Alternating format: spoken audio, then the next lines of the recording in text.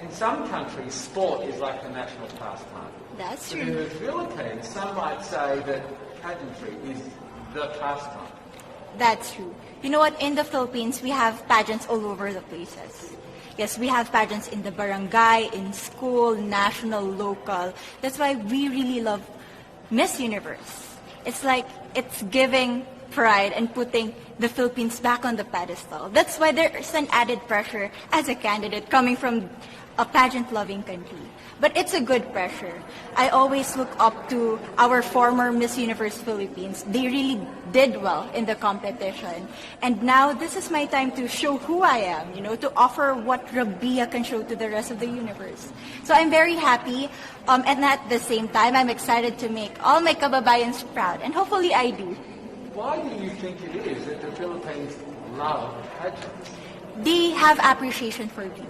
We do love pageant because we used to think that we wanted to be included in the world, I have to be honest, in the Philippines, my skin color used to be not the standard of beauty. I was obsessed whitening my skin because these are the kinds of beauty queen we see on the mainstream. But things were different now. That's why I'm very proud to be a morena. In the Philippines, we call it morena. It's brown skin girl. And to be able to represent, my color, my identity as a true Filipina.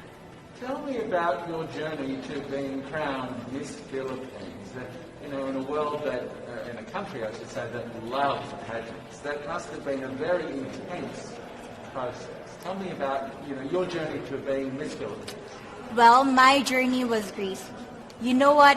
I started to be a dark horse. Nobody noticed me. Nobody knows I was in the competition up until the preliminary and the coronation night.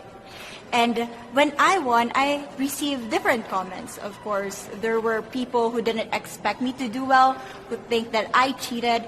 That's why I need to redeem myself in Miss Universe. I really need to do well in this competition. And the thing is, I love pressure.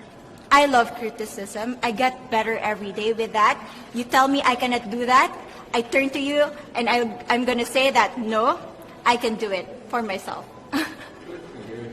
So how does it feel then to be on the global stage? How do you feel to be here in this moment, right now?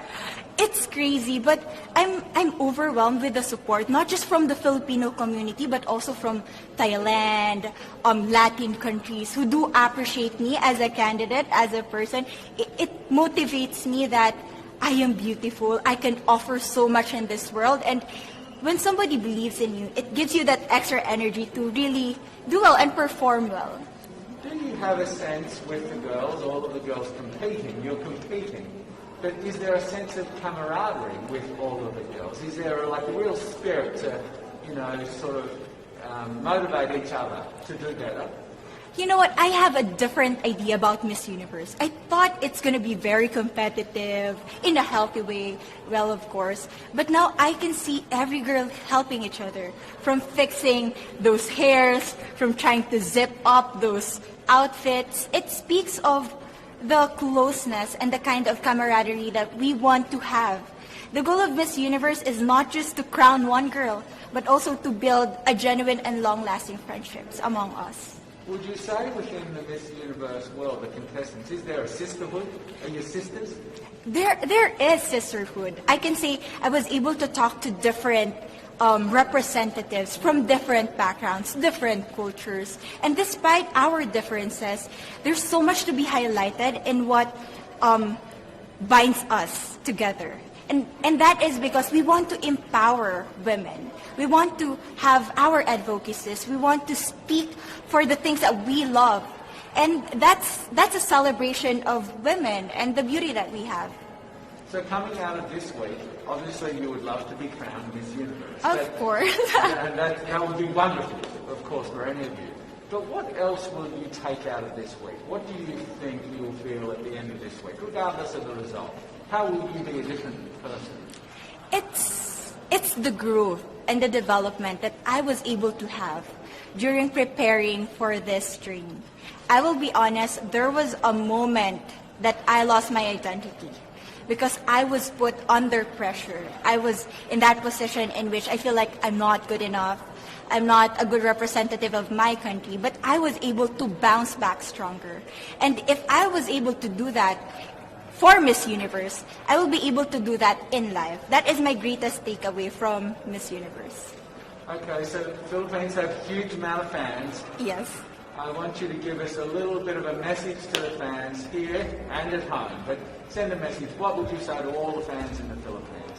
To all my fans from the Philippines and from all over the world, maraming salamat po. Thank you so much for loving me and for believing in me.